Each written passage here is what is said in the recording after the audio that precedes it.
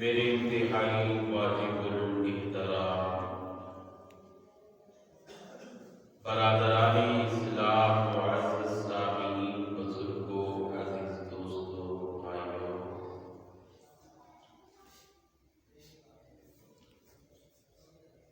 رمضان المبارک کا آخری عشرہ شروع ہونے والا ہے۔ 2 عشرے مکمل ہونے والے ہیں، پتہ بھی نہیں چلا 2 عشرے گزر گئے۔ یوں ہی زندگی بھی گزر جائے گی، پتہ بھی نہیں چلے گا۔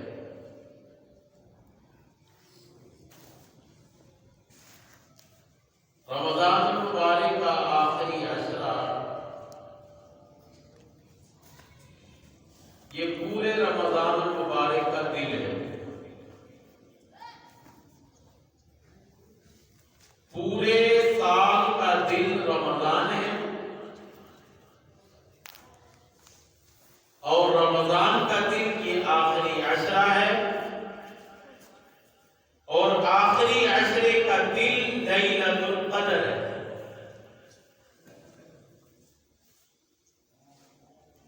نبی کریم صلی اللہ علیہ وسلم نے رمضان المبارک کو 3 حصوں میں تقسیم فرمایا۔ فرمایا اولہ رحمت، پہلا عشرہ رحمت ہے، اوسطہ مغفرۃ، دوسرا عشرہ مغفرت کا ہے، آخرہ عتق من النار، اور تیسرا عشرہ جہنم سے آزادی کا ہے۔ یہاں ایک سوال پیدا ہوتا ہے، پہلا عشرہ رحمت کا ہے، کیا دوسرا رحمت کا نہیں ہے؟ دوسرا عشرہ مغفرت کا ہے، کیا پہلا مغفرت کا نہیں ہے؟ تیسرا عشرہ جہنم سے آزادی کا ہے، کیا پہلا اور دوسرا جہنم سے آزادی کا نہیں ہے؟ اس کے سوال کے جواب کو سمجھنے سے پہلے تھوڑی سی مثال سمجھیں۔ ذہنی اعتبار سے انسانوں کی 3 قسمیں ہیں، روحانی اعتبار سے بھی انسانوں کی 3 قسمیں ہیں۔ ذہنی اعتبار سے کس طرح؟ بہت سارے انسان جو بڑے عقل مند ہوتے ہیں، بہت سارے طالب علم جو استاد کی بات بڑی جلدی سمجھ آتے ہیں، اور بہت سارے ایسے ہوتے ہیں کہ ان کو 2 بار سمجھانے سے بھی بات سمجھ نہیں آتی، اور بعض ایسے کند ذہن ہوتے ہیں کہ 3 بار بات کو سمجھایا جائے پھر ان کے کھانے میں بیٹھتی ہے، ہاں اب مجھے بات سمجھ آئی۔ استاد بات سمجھا رہا ہے، لیکچر دے رہا ہے، سامنے طالب علم بیٹھے، استاد نے ایک موضوع کو سمجھایا، بات صحیح تھے، انہوں نے سمجھ لیا کہ ہمیں سمجھ آ گیا، اور بعض درمیانے ذہن کے وہ کہنے لگے ہمیں سمجھ بول چھوڑو، ہمیں سمجھ نہیں آیا۔ استاد نے پھر تقریر شروع کر دی، پورے موضوع کو پھر بیان کیا، سمجھانے کی کوشش کی، انہوں نے کہا جی اب ہمیں سمجھ آ گیا۔ تیسرے قسم کے جو لوگ تھے، جو انتہائی کند ذہن، وہ بول پڑے استاد جی ہمیں ابھی تک بات سمجھ نہیں آئی۔ استادوں نے تیسری بار اس موضوع کو شروع کیا اور بات کو سمجھانا شروع کر دیا، پورا لیکچر پھر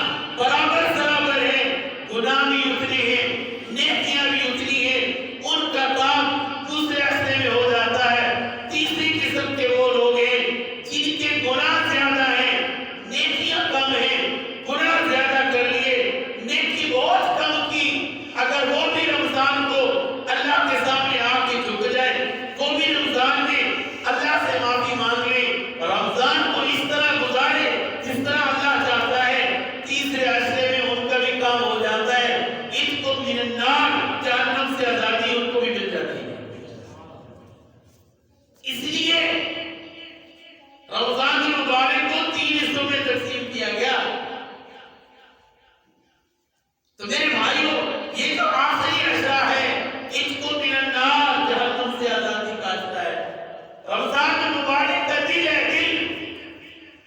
پہلے دو عشروں میں کوئی کمی ہوگی، تکبیر اولیٰ کے ساتھ نماز نہیں پڑے گی، پہلے عشرے میں کچھ کوتاہیاں ہوگی، پہلے دو عشروں میں حق نہیں پورا ادا کر سکے، تو یہ آخری عشرہ ایسا ہے اس میں ان کی پہلے دو عشرے کی کمیوں کو پورا کیا جا سکتا ہے۔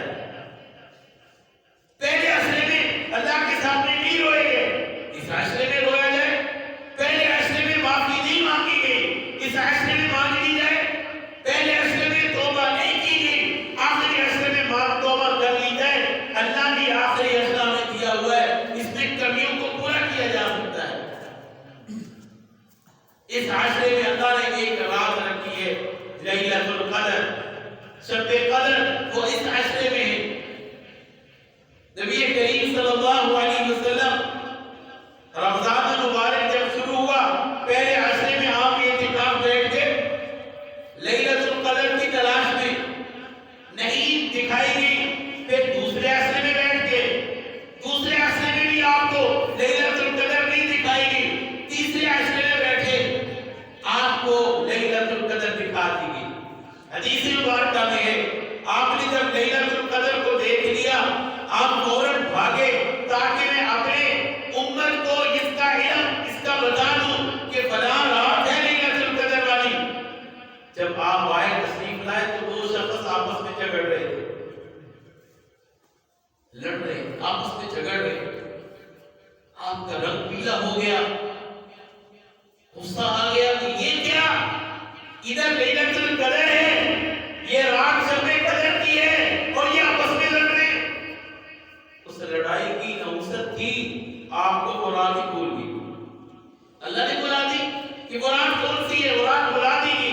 اس میں بھی حکمت تھی، اللہ جو کام کرتا ہے حکمت پہ مبنی ہوتا ہے۔ اگر ایک رات بتا دی جاتی کہ 21 کی رات ہے یا 23 کی رات ہے یا 25 کی ہے یا 27 کی ہے یا 29 کی ہے، تو ایک رات ہی لوگ عبادت کرتے۔ اب بلا دی گئی اور اعلان کر دیا گیا، اے نبی جی آخری عشرے کی تاک راتوں میں اللہ نے لیلۃ القدر کو رکھ دیا ہے، تاک راتوں میں تلاش کرو۔ اب تاک راتوں میں لوگ عبادت کرتے ہیں، اس رات کو تلاش کرنے کی کوشش کرتے ہیں، خاص کر جو اعتکاف میں بیٹھتے ہیں وہ تو بھرپور کوشش کرتے ہی کرتے ہیں۔ اگر ایک رات ہوتی تو باقی راتوں میں عبادت نہ ہو سکتی، یہ حکمت تھی۔ نبی کریم صلی اللہ علیہ وسلم پھر آخری عشرے میں اعتکاف فرمایا کرتے تھے۔ آپ کا معمول تھا کہ جب بھی رمضان مبارک آتا آپ اعتکاف میں بیٹھا کرتے۔ یہ رات بڑی قیمتی رات ہے، اس رات کا ذکر اللہ نے قرآن مجید میں فرمایا، اِنَّا أَنزَلْنَاهُ فِي لَيْلَةِ الْقَدْرِ، بے شک ہم نے اس کو یعنی قرآن مجید کو لیلۃ القدر میں نازل فرمایا۔ وَمَا أَدْرَاكَ مَا لَيْلَةُ الْقَدْرِ، تو تمہیں کیا پتا لیلۃ القدر کیا ہے؟ یہ اللہ نے اس رات کی عزت عظمت کو اجاگر کرنے کے لیے یہ فرمایا، وَمَا أَدْرَاكَ مَا لَيْلَةُ الْقَدْرِ، تمہیں کیا پتا لیلۃ القدر کیا ہے؟ لیلۃ القدر خیر من الف شہر، یہ جو رات ہے نا قدر والی رات، یہ 1000 مہینوں سے بہتر ہے۔ 1000 مہینے ایک طرف، یہ رات ایک طرف، ایک بندہ 1000 مہینے عبادت کر رہا ہے، دن کو روزہ ہے، رات کو عبادت ہے، مسلسل کرتا جا رہا ہے، کوئی غفلت نہیں ہوئی، اور ایک طرف یہ ہے لیلۃ القدر، تو فرمایا کہ لیلۃ القدر 1000 مہینوں کی عبادت سے بہتر ہے۔ اتنی شان والی رات نبی کریم صلی اللہ علیہ وسلم نے حضرات صحابہ کرام کے سامنے گزشتہ قوموں کے واقعات سنائے کہ اللہ نے ان کو کتنی عمریں دی تھی، ان میں سے کتنے ایسے تھے جنہوں نے مسلسل اللہ کی عبادت کی، 80 سال عبادت میں گزار دیے، 80 سال جہاد کرتے ہوئے گزار دیے۔ 1000 مہینوں کو ملایا جائے نا تو 83 سال بنتے ہیں، 83 سال 4 مہینے۔ تو یہ رات لیلۃ القدر خیر من الف شہر، 1000 مہینوں سے بہتر ہے۔ تو فرمایا 80 سال وہ لوگ عبادت کرتے رہے، آنکھ جھپکنے کے برابر بھی انہوں نے کوئی جو ہے وہ عبادت نہیں چھوڑی، جہاد نہیں چھوڑا۔ حضرات صحابہ کرام میں ایک جذبہ تھا نیکیوں کو حاصل کرنے کا، دل میں جوش آیا، پوچھا یا رسول اللہ ہم تو نہیں پہنچ سکتے نا، ہم تو نہیں پہنچ سکتے، ہمارے ساتھ اللہ نے دنیا بھی لگائی ہے، پیٹ بھی لگایا ہے، بچے بھی ہیں، بیوی بھی ہے، کام کاج بھی ہم کرتے ہیں، ہم تو وہاں تک نہیں پہنچ سکے جہاں تک وہ پہنچے۔ اللہ تبارک و تعالیٰ نے فوراً یہ سورت اتاری اور فرمایا اللہ نے تمہیں ایک ایسی رات دی ہے جو 1000 مہینوں سے بہتر ہے۔ انہوں نے 1000 مہینے عبادت کی، تم ایک رات عبادت کر لو گے تمہارا ثواب ان سے بڑھ جائے گا۔ اس کی مثال کیوں سمجھیے؟ پہلے دور میں لوگ سفر کیا کرتے تھے پیدل، اونٹوں پہ، کھچروں پہ، گدھوں پہ، یوں ہی ہوتا تھا نا، ایسے ہی لوگ سفر کرتے تھے۔ کچھ بول چھڑو روزہ میرا بھی ہے تھوڑا تھوڑا جو بولیا کرو تاکہ تو ہم بھی کوئی ثواب ملے، برکت اسی بھی حاصل کر لے تو بولن۔ تو پہلے لوگ حج کرنے کے لیے جا رہے، عمرہ کرنے کے لیے جا رہے، قافلہ تیار ہوا، اونٹ تیار ہوئے، اب یہ قافلہ تیار ہو کے جا رہا ہے، شیخ پورا سے نکلا، چلتا چلتا چلتا جدے میں پہنچا، پھر جا کے مکہ شریف پہنچا، کئی مہینے لگ جایا کرتے تھے۔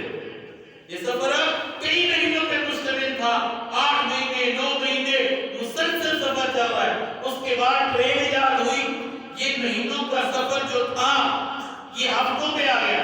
پھر ٹرین پہ لوگ سفر کیا کرتے تھے، وہ ٹرین بھی کئی ہفتے لگ جاتے تھے، پھر جا کے وہاں مکہ پہنچتا۔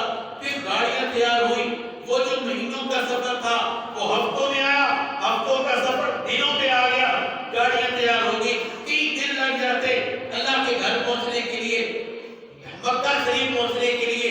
پھر اللہ نے انسان کو عقل دی، جہاز تیار ہو گیا۔ اب جب یہ جہاز تیار ہوا یہ 4 گھنٹے میں 5 گھنٹے میں جدے میں اتار دیتا ہے۔ تو دیکھو پہلے سفر مہینوں میں تھا، جب پیدل کیا کرتے تھے، اونٹوں پہ کیا کرتے تھے، وہ سفر مہینوں میں ہے۔ پھر ٹرین تیار ہوئی، وہ سفر ہفتوں میں آ گیا۔ پھر گاڑیاں تیار ہوئی، وہ سفر دنوں میں آ گیا۔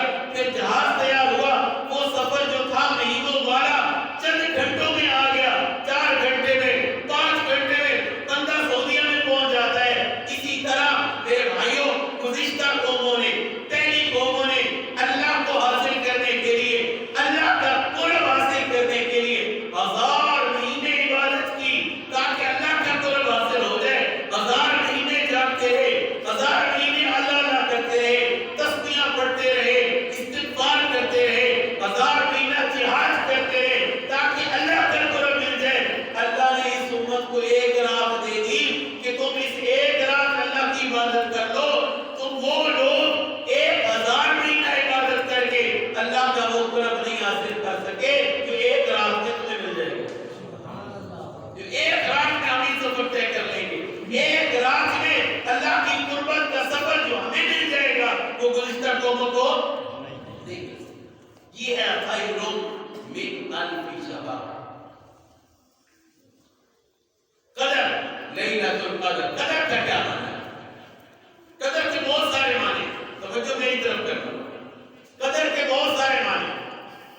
قدر کا ایک معنی ہے عزت، عزت والی رات، احترام والی رات، شان والی رات۔ اور فرمایا جو بندہ اس رات میں اللہ کی عبادت کرے گا، اللہ کے سامنے گڑ گڑائے گا، توبہ استغفار کرے گا، اس رات کو اللہ کی عبادت میں گزارے گا، یہ رات بھی اس کو والی ہے، جو عبادت کرے گا اللہ اس کو بھی اس کو والا بنا دے گا۔ قدر کا ایک معنی ہے تنگ، اللہ یبسط الرزق لمن یشاء ویقدر۔ اللہ قرآن مجید میں ارشاد فرما رہے ہیں کہ اللہ جس کا چاہے رزق فراہم کر دے، وسیع کر دے، کشادہ کر دے، اور جس کا چاہے ویقدر تنگ کر دے۔ تو قدر کا ایک معنی تنگ، یہ کس اعتبار سے؟ یہ اس اعتبار سے تنزل الملائکہ، اس رات میں فرشتے نازل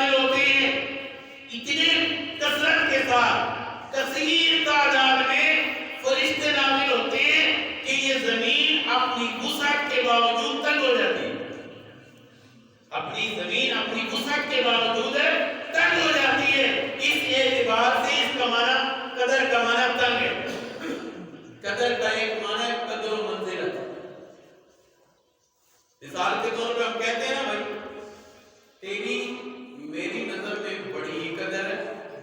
کہتے ہیں کہ کوئی نہیں، تیری میری نظر میں تیری بڑی قدر ہے، بڑی قدر و منزلت ہے، میں تیری بڑی رسپیکٹ کرتا ہوں، بڑی عزت کرتا ہوں، بڑی قدر کرتا ہوں۔ تو قدر کا ایک معنی قدر و منزلت ہے۔ اللہ نے اس رات میں، بات توجہ سننا، اللہ نے اس رات میں قدر والے، اللہ نے قدر والے فرشتے کے ذریعے قدر والے شہر میں، قدر والے مہینے میں، قدر والی رات میں، قدر والے پیغمبر میں قدر والی کتاب کو نازل فرمایا۔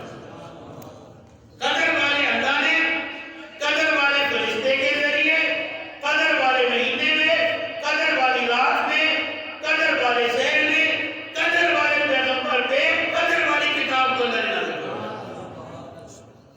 اور آگے فرمایا جو بھی اس قدر والی کتاب کی قدر کرے گا، اس قدر والی کتاب کو پڑھے گا، قدر والی کتاب کو حفظ کر لے گا، چاہے وہ صحابہ تھے، چاہے وہ تابعین تھے، تبع تابعین تھے، محدثین، مفسرین، یا آج کل کے زمانے میں 9-10 سال کا بچہ، 12 سال کا بچہ، جس نے قدر والی کتاب کو سینے میں رکھ دیا، اللہ ان کو بھی قدر والا بنا دے گا۔ نبی کریم صلی اللہ علیہ وسلم نے فرمایا خیرکم من تعلم القرآن وعلمہ، تم میں سب سے بہترین وہ ہے جو قرآن سیکھتا ہے یا لوگوں کو سکھاتا ہے، وہ سب سے بہترین ہے۔ چاہے تم مال والے ہو، دولت والے ہو، عزت والے ہو، عہدوں والے ہو، وزارتوں والے ہو، جیسے بھی ہو، اور ایک بچہ ہے غریب ہے، مال بھی نہیں ہے، کچھ بھی نہیں ہے، عہدہ بھی نہیں ہے، اس کے سینے میں اللہ کا قرآن ہے، یہ قدر والی کتاب ہے، وہ تیرے عہدے سے بہتر ہے، تیرے مال سے بہتر ہے، تیری ڈگری سے بہتر ہے، تیرے کاروبار سے بہتر ہے، تیری کوٹھی بنگلے سے بہتر ہے۔ کیوں؟ اس کے سینے میں قدر والی کتاب ہے، اللہ نے اس کو قدر والا بنا دیا۔ تو یہ ہے لیلۃ القدر۔ تو اس رات میں فرشتے نازل ہوتے ہیں، تنزل الملائکہ والروح فیہا، فرشتے بھی نازل ہوتے ہیں، فرشتوں کا سردار جبریل امین بھی آتا ہے، جو نبیوں پہ آیا کرتا تھا وحی لے کر۔ وہ اس رات میں حدیث مبارکہ میں ہے حضرت جبریل امین کے ہاتھ میں جھنڈا ہوتا ہے، اور اس جھنڈے کے نیچے فرشتے ہوتے ہیں، یہ پورے فرشتے زمین پہ آتے ہیں، جبریل امین یہ جھنڈا لے کر بیت اللہ شریف کے اوپر جا کے لگاتے ہیں اور حکم دیتے ہیں اے فرشتوں زمین میں پھیل جاؤ، مشرق مغرب شمال جنوب پھیل جاؤ، جہاں پہ اللہ کے بندے عبادت کر رہے ہیں ان کی عبادت میں شامل ہو جائے۔ کوئی رکوع میں ہے رکوع میں چلے جاؤ، کوئی قیام میں ہے قیام میں چلے جاؤ، کوئی سجدے میں ہے سجدے میں چلے جاؤ، کوئی اتحیات میں ہے اتحیات میں چلے جاؤ، کوئی دعا کر رہا ہے تم ان کی دعاؤں پہ آمین کہو۔ یہ فرشتے پھیل جاتے ہیں اس رات میں، گھروں میں چلے جاتے ہیں، مسجدوں میں آ جاتے ہیں، جہاں جہاں لوگ اللہ کی عبادت کر رہے ہیں ان کی عبادت کے ساتھ عبادت کرتے ہیں، ان کی دعاؤں پہ آمین کہتے ہیں، ان کے لیے دعا استغفار کیا کرتے ہیں۔ اور جب یہ فرشتے اللہ تعالیٰ فرمانے غروب آفتاب سے لے کے صبح فجر تک یہ فرشتے زمین میں رہتے ہیں، جب اللہ کے بندوں کو عبادت میں دے کے واپس جاتے ہیں تو اللہ تعالیٰ خود پوچھتے ہیں وہ فرشتوں بتاؤ تو صحیح میرے بندوں کو کس حال میں پایا؟ فرشتے عرض کرتے یا اللہ تیرے بندے کو عبادت کر رہے تھے، کوئی دعا کر رہا تھا، کوئی نفل پڑھ رہا تھا، کوئی تلاوت کر رہا تھا، کوئی رو رہا تھا، کوئی اپنے گناہوں کی معافی مانگ رہا تھا، یا اللہ تیرے بندے تیرے سامنے جھکے ہوئے تھے۔ اللہ تبارک و تعالیٰ جاننے کے باوجود پوچھیں گے وہ فرشتوں ان کو کیا دینا چاہیے، اس عبادت کا کیا اجر ملنا چاہیے؟ فرشتے عرض کرتے یا اللہ جس طرح تو بڑی شان والا ہے اپنی شان کے مطابق ان کو اجر عطا فرما۔ اللہ تبارک و تعالیٰ فرماتے ہیں اے فرشتوں گواہ ہو جاؤ، اے فرشتوں گواہ ہو جاؤ، جتنے لوگوں نے اس رات عبادت کی، دعائیں مانگی،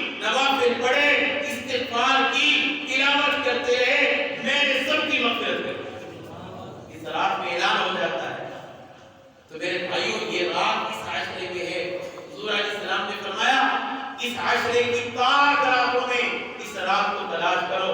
21 کی رات، 23 کی، 25 کی، 27 کی، 29 کی، یہ تاک راتیں ان کے اندر اللہ نے اس رات کو رکھ دیا ہے. تو میرے بھائیوں یہ رات اکثر جو یہ اعتکاف میں بیٹھتے ہیں ان کو نصیب ہو جاتی ہے. باقی تو ہم غفلت میں پڑ جاتے ہیں نا، ہمیں تو ٹائم ہی نہیں ملتا عبادت کا. جب مل گیا تو 2-4 پڑھے پھر بھاگنے کی کوشش کرتے ہیں. تو میرے بھائیوں جنہوں نے یہ رات حاصل کرنی ہے وہ اعتکاف میں بیٹھے. دیکھو نا حضور علیہ السلام کی سنتوں میں خیر ہی خیر، خیر ہی خیر. ادھر رات رکھ دی، ادھر اعتکاف دے دیا. ادھر اللہ نے شرط قدر رکھ دی تاک راتوں میں، ادھر اعتکاف دے دیا. کہا کہ گھر میں تو جاگنا مشکل ہے نا، گھر میں جاگنا مشکل ہے، گھر میں دنیا کو چھوڑنا مشکل ہے، اللہ کے سامنے جھکنا مشکل ہے، دعائیں کرنا مشکل ہے. اللہ نے ادھر اعتکاف دے دیا تاکہ اے ایمان والو اعتکاف سنت ہے، آ جاؤ اعتکاف 10 دن بیٹھ جاؤ، میرے در پہ آ کے بیٹھ جاؤ. بیٹھنا تمہارا کام ہے، تمہاری ساری دعاؤں کو قبول کرنا اللہ کا کام ہے، تمہارے لیے مغفرت کے اعلان کرنے اللہ کا کام ہے. تو یہ اعتکاف اللہ نے رکھ دیا. جو بندے اعتکاف بیٹھ جاتے ہیں وہ کوشش پوری کرتے ہیں کہ ہم جو اس رات کو حاصل کر لیں. رات کو جاگتے ہیں، جاگ کر گزارتے ہیں، تھوڑا بہت سو بھی لیتے ہیں، باقی زیادہ تر ان کا جاگنا ہوتا ہے. اللہ کی یاد میں رہتے ہیں، ذکر اذکار میں رہتے ہیں، تلاوت کر رہے ہیں، اللہ سے مانگ رہے ہیں. تو میرے بھائیوں آج اعتکاف بیٹھنا ہے. غروب آفتاب سے پہلے پہلے خواتین بھی سن لیں، سورج کے غروب ہونے سے پہلے پہلے وہ اپنی گھر میں کسی کمرے میں جگہ مختص کر لیں، وہاں پہ وہ بھی افطاری اسی جگہ میں کریں، پھر اعتکاف شروع ہوگا. اگر افطاری باہر کر لی پھر اعتکاف شروع نہیں ہوگا. یہ پچھلے سال میں مسئلہ پیش آیا، بعض خواتین نے اعتکاف بیٹھنا تھا لیکن وہ افطاری باہر کرتی رہی، تو چلو ہم نماز جا کے اعتکاف والی جگہ میں پڑھ لیں گے. تو مسئلہ یہی ہے کہ ذہن میں بٹھا لیں کہ جن خواتین نے اعتکاف بیٹھنا ہے یا جن مرد حضرات نے بیٹھنا ہے وہ عصر کے بعد کوشش کرے اپنی اعتکاف والی جگہ پہ پہنچ جائے. اگر وہاں تک نہیں ہو سکتی کم از کم روزہ جو ہے وہ اعتکاف والی جگہ پہ جا کے افطار کرے اور پھر اعتکاف شروع ہو جائے گا. میرے بھائیوں اعتکاف میں بڑا اجر ہے، بڑا اجر ہے. ابھی تو پتہ نہیں کیا کچھ ملے گا، اعتکاف میں بڑا اجر ہے. نبی کریم صلی اللہ علیہ وسلم نے ارشاد فرمایا جو بندہ اعتکاف بیٹھتا ہے 10 دن سنت طریقے پہ پورا ادب احترام کر کے بیٹھتا ہے تو اللہ تبارک و تعالیٰ اس بندے کو 2 مقبول حج اور 2 مقبول عمروں کا ثواب عطا فرمائے. اتنا بڑا ثواب ہے. حج کرنے جائیں کتنے پیسے لگتے ہیں؟ 14-15 لاکھ لگ جاتا ہے، پھر بھی پتہ کوئی نہیں مقبول ہوا کہ نہیں ہوا. اعتکاف میں بیٹھ جائیں اور بیٹھیں اس کا اصولوں کے مطابق تو اللہ تعالیٰ 2 مقبول حج 2 مقبول عمروں کا ثواب عطا فرمائے. اور یہ اعتکاف بیٹھنے سے اللہ گزشتہ گناہ معاف فرما دیتے ہیں. المعتکف یعتکف الذنوب، فرمایا اعتکاف میں بیٹھنے والا گناہوں سے بچ جاتا ہے. وہ ہر وقت اللہ کی عبادت میں سو رہا ہے پھر بھی اس کا نام اعمال چل رہا ہے، نیکیاں لکھی جا رہی ہیں. پڑھ رہا ہے پھر بھی اس کے لیے نیکیاں لکھی جا رہی ہیں. کھا رہا ہے، سحری کر رہا ہے، افطاری کر رہا ہے، اس کے لیے نیکیاں ہیں. تو میرے بھائیوں آج سے اعتکاف بیٹھنا ہے، اپنے آپ کو فارغ کریں. کچھ نہیں بگڑتا، کوئی پہاڑ نہیں ٹوٹنا 10 دنوں میں. اللہ نے جو مقدر میں لکھا ہے وہ ملنا ہی ملنا ہے. اپنے آپ کو فارغ کریں، 10 دن دنیا سے کٹ جائیں، اللہ کے لیے اللہ کے ساتھ لو لگائیں، اللہ کا قرب حاصل کرنے کی کوشش کریں. پتہ نہیں آئندہ سال زندگی ملے نہ ملے، آئندہ سال موقع ملے نہ ملے، اس کو غنیمت جانیں. یہ آخری عشرے کا ہر لمحہ قیمتی ہے، ہر منٹ اور سیکنڈ قیمتی ہے. اور خاص کر کے جو اعتکاف میں بیٹھیں گے ان کے لیے تو خیر ہی خیر ہے. تو اس واسطے میرے بھائیوں آج سے اعتکاف بیٹھنا ہے. تو یہ جو حضرات ہیں بڑی عمر والے، خاص کر کے جوان بھی بیٹھے، بڑی عمر والے خاص کر کے جو گھر سے فارغ ہو چکے ہیں. ایک بزرگ تھے، ان کو میں نے پچھلے سال کہا بھائی اعتکاف بیٹھ جا، کام ہی پڑے قاری صاحب کیا کریں کیسے بیٹھ جائیں. 30 سال ان کا ویسے ہی انتقال ہو چکا. میں نے کہا تھا آئندہ سال اتنی زندگی ملی ہے نہیں ملی، آپ بیٹھ جاؤ، اس کو قیمتی بنا لو. اس نے کہا جی کبھی پھر بیٹھیں گے، اللہ نے موقع دیا 20 سال وہ ہم میں نہیں ہے، ان کو میں نے کہا تھا وہ ہم میں نہیں ہے، اللہ ان کی مغفرت فرمائے۔ تو اس واسطے میرے بھائیوں غنیمت سمجھا کریں، گھر والے موقع دے رہے ہیں، کام کا بوجھ اٹھا رہے ہیں، اٹھانے دیں ان کو، آپ اس کو فرصت سمجھیں، غنیمت سمجھیں، اللہ کو راضی کرنے کی کوشش کریں۔ کچھ نہیں ہوتا، دنیا کہیں باہر جائے گی، ادھر کی ادھر ہی ہے، ہم اس کو غنیمت سمجھ کے اعتکاف میں بیٹھے، اس کا ارادہ ابھی سے کر لیں، کرتے ہیں کہ نہیں کرتے؟ کریں، اللہ سے مانگے کہ اللہ ہمیں یہ موقع نصیب فرما دے۔ حضور علیہ الصلوۃ والسلام جب بھی ان کی زندگی میں رمضان آیا اپنے اعتکاف بیٹھے، یہ اعتکاف والا عمل بہت ضروری ہے۔ اللہ تبارک و تعالیٰ ہم سب کو ان باتوں پہ عمل